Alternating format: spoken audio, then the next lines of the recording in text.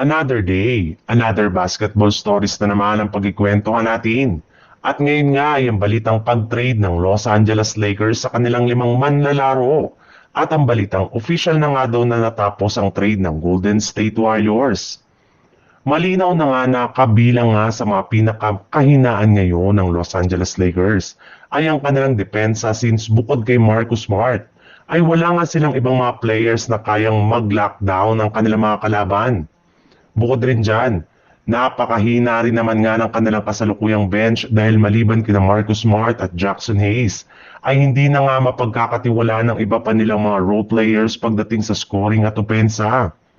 Kaya sinasamantala nga ito ng kanilang mga kalaban para lamang ma-outplayed sila sa kanilang mga laro, lalo na pagdating sa depensa.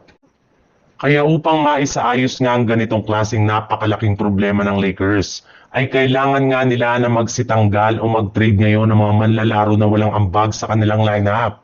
At ayon nga sa ikinumpirma ng isang NBA insider, balak na nga daw i-trade ni Rob Pelinka ang 4 ngayon sa kanilang mga role players na sina Maxi Kleber, Gabe Vincent, Dalton Kenick, Rui Hachimura at Jared Vanderbilt na balak nilang gamitin bilang trade offer o trade package para mapalakas ang kanilang lineup ngayong season. Sa ibang balita naman, kamakailan lamang nga ay nag-trending nga sa social media ang balitang kinukonsidera na nga daw ng Golden State Warriors na makuha ang matagal na nilang target na superstar na si Giannis Antetokounmpo mula sa Milwaukee Bucks. Ang kaso lang, ibinulgar nga ng isang NBA insider na para nga daw makuha nila si Giannis Antetokounmpo ay kakailanganin nga nila dito ay sakripisyo si Draymond Green sa isang trade kasama ang iba nilang mga key players at future draft pick.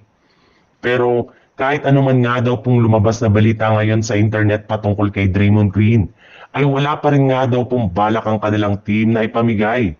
Mananatili pa rin nga si Green sa kanilang lineup gayong eto nga ang isa sa mga dahilan bakit malaki pa rin ang kanilang tsansa na makapag-compete sa kampyonato ngayong season.